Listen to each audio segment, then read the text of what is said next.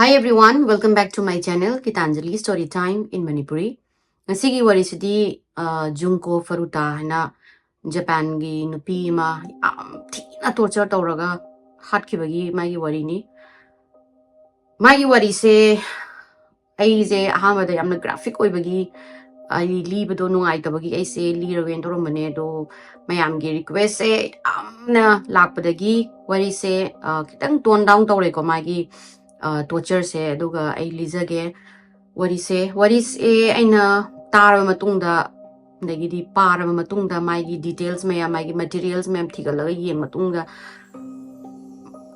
jai khwai dagi kari hatare thamoi sokpa ingonda ina samna wari tarakwa parapasa aina khangakpasida khwai dagi torturers yamna yam thina torture tawbagi simung torture tawba kanosi crimes ai amuk phauba ai thengnadari sigi Junko gi wari se tabada ai se isa je hadi isa laibanina ko isa nupi su laibanina karino mi hoibasi bo so yamna tamthiba mi jibu karamaina po ino hadi lies na kamaina po khaleminu siguma mi jibu mamagi mabukta hatokpa gadoba mi ngatani aina tabada wari se amna ngonda yamna kizaba yamna tusungba phawe ado wari se mayam khagi yamna torture gumba taba ngamdaba khagi thamoi kitang kaitar sokpa kare tare poi dugumba taba ngamdabadi tabi tabana phagani na khanjai karigino do wari se am graphic oy do extreme torture yawe se wari se adoduna viewer gi description de ging view karigumba thamoi sonba adegidi torture gi gumba taba ngamdragadi wari se haina warning hana haijari sine tadabana phagani na khanjai adadi wari se haurage Junko je January gi 18 1971 da Misato hana Japan gi lama mafam amada poe maje mamaga mapaga adagi manaw nupa amane doga mabung amaga moi maga leminabani aduga mase Yashiho Minami High School haina adumada attend tawraga part time job ama koigi plastic molding factory amada maje part time job to tawjaraga paisa je tungjanjaraga maje thamme magi graduation loibaga magi trip ama leiba adugi paisa je maje tungjanjaraga lei aduga adugi mathakda maje electronic company madagi thabaki offer su phangi adumana my graduation loiraga aduda oina maje thabak tawdoini na mana han decide tawraga leire high school da mase yamna mina yam pami mas masak matong yam phajai yengba yamna nungai adagidi lyric su yamna phaba aduga koigi matamdu da kaitare school ga absent oga je yam minimum mana kwaidagi minimum ga oibagi mogi oja singna mas yam thagatpa khotpa tawba adagi drug haiba adagidi churu nagi yu nisha drug ka amata tawde maje mai gi duma tamda mogi school da di adum mayam se my classmate se tawu male mane du ma tawduna magi career da magi future da focus tawraga leiba pi macha mani adagi ma se mayam naga khadi yamna nungsiba angang oibanina maje haywai kano tawrakanda idol singer mogi Japan gi idol singer ama oiduni koduni kainaga future ma khadi magi masagi loina khanjaraga set tawraga leiba nupi macha mani ado da mogi school da koigi yakuza wannabe saitare ne yakuza na koigi thaina kanogi Japanese ki gangster moigi phauba aidi amna crime da yamna maming chatpa matam dugi hatare ne organized crime koigi syndicate gumbagi crime makhalamani moise gangster makhalamne adugi wannabe jing khara lei ada Hiroshi na nupam yawe nupa se pura koigi bully haitare ne mana tawning bra tawba dei magi yakuza ga member ga my connection lei kainaga ma se mina ka yamna moigi school gi mising yamna kizaba haitare ne mangonda no ga haiba ngamdaba kanu sida Hiroshi Minato se ma se matam duda chahi train pan moi suki college moi suki school da kamina bani ko kanu siga Junko siga kamina bani ada mana Junko sida mana pam haurakpadagi mana Junko ga physical oiningaga my girlfriend oyu kholo na propose tawbajani propose tawbasida Junko sina flatly refuse tawbasida ma se pura ngakhreba Hiroshi je adi ma se kanambok na moigi school sida mana apamba thabak se no amta haiba ngampote ko ngamdabadu Junko mana refuse tawrakpadu da ma se pura shock chat khayadi ma guban pi mana ingonda ga su refuse tawre ka hairaga ma se amna personally lauraga maunda haidi kare tare Junko sina koigi mai thamoi da thang thimmi da haidi mai reputation da nupi mana kanu ka hairpa adugumba mai school da mai reputation mangani kolani ka haiba ki type mo ne personally lauraga masna magi mamanaba magi wannabe sai tare ni ko gi yakuza gi gangster ga waijaningba moi gi school du la tabinaba mamanaba jing siga moi sina plan tore haidi smaina side nupi kanu sina junko sina aina propose tawda how dare she mana aingonda sina refuse sorokpa khorapa aigi izat aigi school da aigi izat sina leiba kholiba aigi ki bai ko tawrise adagi skoi gang gi kanu sibu manu sitabai type ta aingonda refuse sore kholena dumaina mana mamanaba maigi mamanaba humamaga moi mari sina plan tawduni ko hero si se harne dagi mai huziki crimes ki leader se ai tare si se ma hana dagi dum problematic oiraga dum ma se hore e mai gi hawrok phamje sum hedi crime tawraga dum hawrok pai de hai huran bagi migi dukan dagi shoplifting tawram bagi huran bagi adagi di school property damage tawbagi khot bagi adugum bagi ma se dum hedi angang je problem oina hore e do mana chawrok paga gang hedi gang jinga ma ga samnaraga sex crime tawba nupi rape tawba mi phuba khotpa adugum mas mandi dum hana dagi hawraga la abni ko la aga mana plan tawriba manaba sing moi ahum sina ahamba sina jo oruga kawe chahi trat matam da degi sinji minato handa ama chahi trat subam ne adegi yasushi watana haina chahi trat subam ga moi sina plan tawdoi ne ade moi na nupi je he upaga moi da revenge lawdoi ne moi na plan tawraga leigre ada November gi tang kun manga 1988 di uzigi Junko na mangi banu misida Junko se magi thabak mafam nagi ma hanjarakpa pung nipan makhai tarakpa saijida aduga uzigi Hiroshi ga Shinji ga sina uzigi Misato ge area dai da crime tongning bagi sum crime tawba nataga nupi moina rape tongning nupi uraga na adugumba kidnap tawba khope plan tawraga leiringai sida Junko se gari bike ke scooty macha da gari thawraga halakpa je uba dagi moina sai plan do tawrase na hai mana hai Shinji da order tawre nang chatlo aduga Junko gi man thawrai ba scooty je kawraga ma tu hallo aduga mana la ka kan ba sarage aduga magi trust do gain tong na ba khona ba nai ma bani hainaraga nupi sina gari je scooty je thawraga lai ngai sida Shinji jina changaga nupi je kawraga khoi gi मासे नुपीसे तुरगा मासे चेनगिदोइने चेनखरगा साई कनवसिना हिरोशिजना अदु मफमदु लेरमगा अदु उबदगी crime दो तौरेना अदु कनबा चंगकपा सारगा माना ए नंग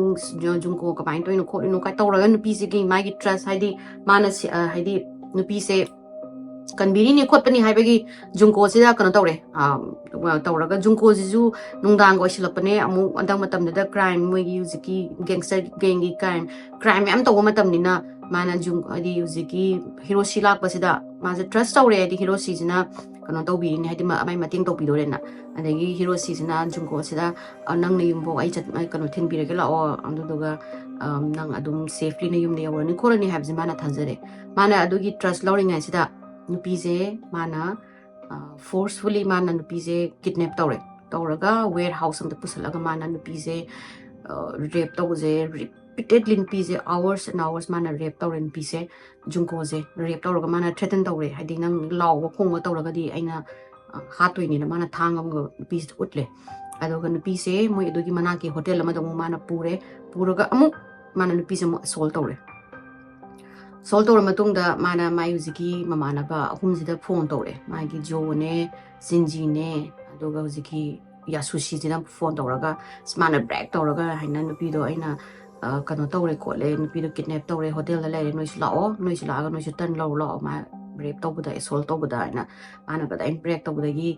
moi je adu do ahamba na te ba moi na tawri se adu na ne ba moi am lai na khali je hadi mi ma kidnap tawba khot pa kai je moi je adu gi mamang few weeks nupi je phadre ni mamang da gang rape ama tawri ko nupi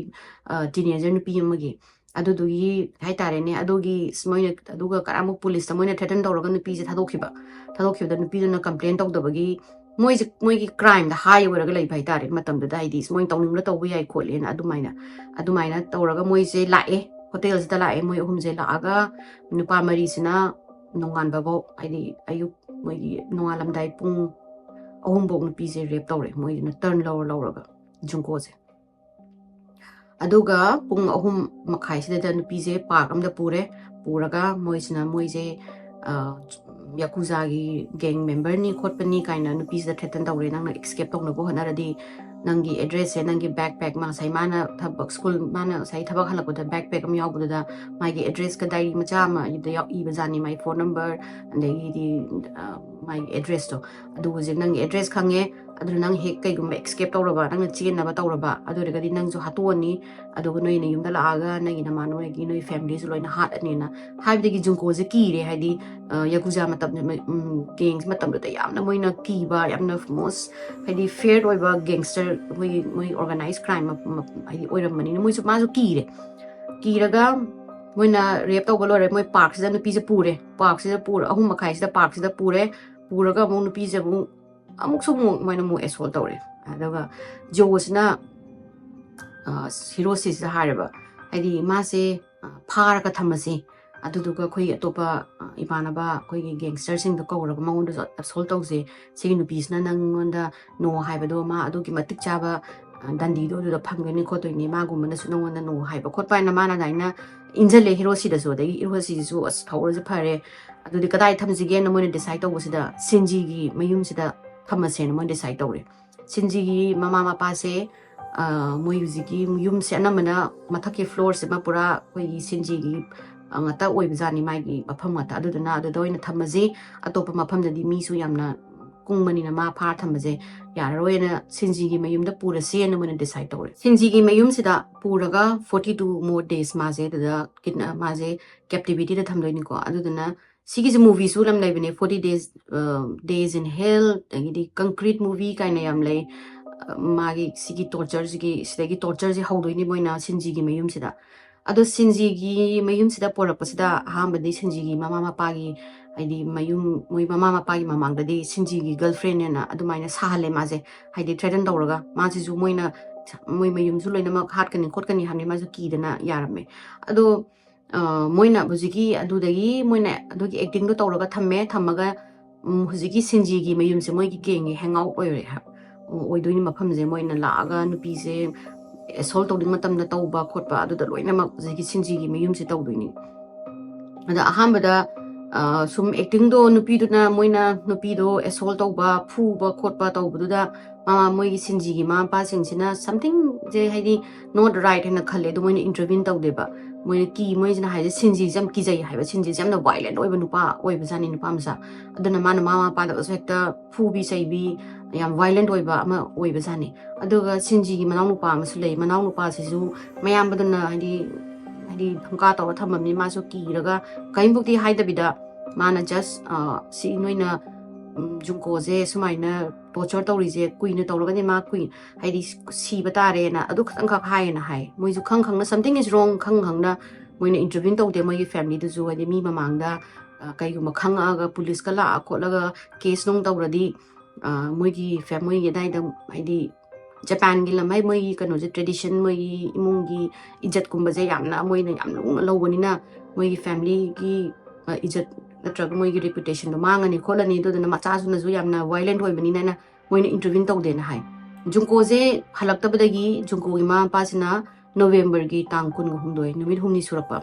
mangi ba numit surapa sida police ta la aga complaint di moi da missing report file tawre dem sanu pido sumaina thabak ta chakhraga halaktre moi thiba yaba thire phangdre ko tre na thibi ko lo na tawdagi police na investigation launch tawje moi ja tare haidi saina junko gi family na kano tawre ko le haidi case tawre ko le tabadagi moi sna junko je ki halaga mama sida humlak phone to hole habidi ma je sumaina mayum da gi chele mayum da chelaga ma safe oraga lei mama na mai couple of friends kama lei khole na hayo na mama sida mana hojiki mama sa haida ba roi moina nupi je ki halaga threaten tawraga nupi je mama sida haile duga case su drop tawro ai kem tawde khote hayo na mama sida request ta hole junko je gi mama sida adum phone tawbasida mama da kaimuk junko sina mangona ma chingna bagi kanu bu makhon bu mukta haidi khangan gi dreba junko na ju ki ma ju ki na my family do sokadra na adagi mai mang mai case drop tawgare di ma haina mim di sin gi bane na adagi junko je pura moina moi gi sana potong na tawbire edi moi moi mari na multiple times a day मा assault taubiba rape tauba phuba khotpa mayamje adagi ma moine hek yaningdragana nupiduna hek register organa phudana khotana taudana masaje loina te mana te kono se jungko je moina pasana sana potongna thambire aduga moisina brag tawdo haidi moina proud moin tawi pose moina ka proud oraga moi mamana bazing daga spagi kano ga tawdna boss ka tawdna haidi nupi masmaina moigi kano the captivity da leire ready to do whatever they want haidi moina tawning matamda mangonda moina tawba yaba adugumba sana pot am leire khole kaina moina brag tawraga moi mamana bazing moina invite tawdoni nupi haidi haina nupi da assault tau lau rape tau lau an nupi se invite tau doini ko haidi mamanda ba jing jila aga moina assault tau doini ko assault tau base moina kano se nupa haita magi first few days da mana leiba ha magi few days da nupa kun thana ma assault tau ko adu 100 mona ma je swaina pharaga moina moigi captivity da lei haibisi khang haidi khang na kan ambong na action am ta lokhot doini aduga moigi huziki manaba singdagi girlfriend jing je moina invite tau doini haidi yemu lau kholo asmaina nupi ma koina gano leire khotle haije du nupi jing ju lak doini la aga mateng pang badi la na nupi jing dana jungko gi mamai sida koi gi yeksan dana koi gi kare tare pin ga thinjan dana adu kolom naga mamai mami sida ga yeksan bi ga tau doini ma moi ja duga nupa jing dana nupi je phuba de assault tauba haidi adu mayam do moina yenga ga moina nok tana ga leidoni ku ji lai nupi jing jina adagi day 7 dagi di jungko ge torture se yam thina tauba holapadagi ma je mi man salap train haidi mi oi bagi mai humanity je pura moina strip tawire adagi ma je to moina 24 anam matam da naked oiraga tum thambi doini thamaga nupi je humiliate tauba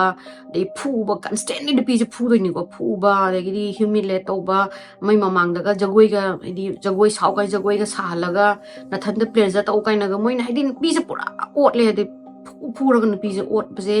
jungko je chana otpire ado sinji gi kano siga family ga kano ga su leiri ni ko moi mayum man moina tawriba crimes na yum moi gi mathak sida tawri ni ko first floor sida ado ga moi gi sinji gi manang pa jene mama papa sina ground da leiri ni ada no ma sumaina nupi sigi sumaina nupi ma captivity da lei ko le je hai base moina invite over nupa magi mama na ba mana moina have the rumor to khai rumor gi type da moina kano tawga lai haidi saina nupi ma pharaga lei khot pane moigi mayumda da police da anonymously haidi kano tawleme complaint tawleme dagi police ani tharak toini sinji gi mayum sida tharak pasida moina thong thilaga saigi moina haina nupi noi da nupi leibra khotbra na police na hangbasida sinji gi parents na khoi dudi nupi ka nambu leite khote na adumaina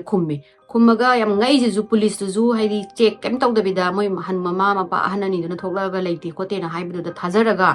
check book torom duna chakiduni ko da kari gumba check toromaga din nupi do doktina ju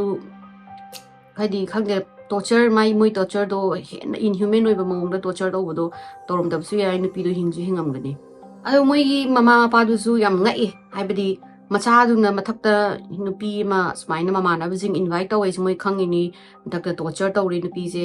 je phu ba chai ba taw makhon ma wa tari ni adu moi intervene taw de ki dana ni moi geng mayam do la aga mu moi da mu kanu taw gadra haina ai moi da mu taina rakadra haina moi je ki dana intervene su taw de hai ba supatagi jungko gi chana ba thakna ba nong phadoka moi na ga thong ba moi gi ka clean taw ba adu gu mana ta moi je kaya kanu taw de hai haidi khang na usanadre do kai gumba mina khanga ga di macha ja jail la leigadra moi ju ai hai do reputation do kai gadra khot gadra na khan badagi moina intervene su taw dre ko nupi na taw nupi je mathak da moina torture taw ri je hu ba hem lapadagi jungko gi body je numitarani gi matungda moina pharaba numitarani matung su jungko gi body se fail tawra ani haidi ma gi phu heman bagi easy ma gi sinus sida loina changdana ma gi manaton se loin phullaga sor hon baje ma manaton hon bangam aroi adagi ma gi body je moina to ki phu ba henmandana ma gi kanu je chak gi refuse tawba hore ma gi body je haidi ising thakpa moina chabada refuse tawba horaga hek charaga hekta obi aduguma tawba adudana ma se adumaina oraga numitarani muk charak tabadagi numitarani matung dagi charak tabadagi ma se dehydration tawrani malnutrition tawdana masa extremely weak oire jungko je haidi ka imbong moina tawri phu henmandana izu haidi izu thongandana ma je adumaina ꯇꯧꯔꯛꯇꯣꯏꯅꯤ ꯑꯗꯨꯒ ꯃꯥꯅ ꯀꯩꯅꯣ ꯃꯣꯏꯅ ꯆꯥꯕ ꯈꯣꯠꯄ ꯇꯧꯕꯗꯣ ꯏꯁꯤꯡ ꯊꯛꯄ ꯅꯠꯇ꯭ꯔꯒ ꯆꯥꯕ ꯇꯧꯔꯒ ꯑꯣꯔꯨꯔꯒꯅ ꯑꯩꯈꯣꯏ ꯍꯦꯛꯇ ꯑꯣꯏꯌꯦꯅ ꯑꯃꯨꯛ ꯆꯪꯉꯒ ꯑꯃꯨꯛ ꯍꯦꯛꯇ ꯐꯨꯕ ꯅꯨꯄꯤꯁꯦ ꯍꯦꯟꯅ ꯐꯨꯖꯟꯕꯤ ꯅꯨꯄꯤꯁꯦ ꯍꯦꯟꯅ ꯇꯣꯔꯆꯔ ꯑꯃꯨꯛ ꯇꯧꯕꯤ ꯃꯣꯏ ꯃꯔꯤꯁꯤꯅ ꯅꯨꯄꯤꯁꯦ ꯄꯨꯔꯥ ꯑꯣꯠꯄꯁꯦ ꯑꯗꯨꯃꯥꯏꯅ ꯑꯣꯠꯇꯣꯏꯅꯤꯀꯣ ꯑꯗꯒꯤꯗꯤ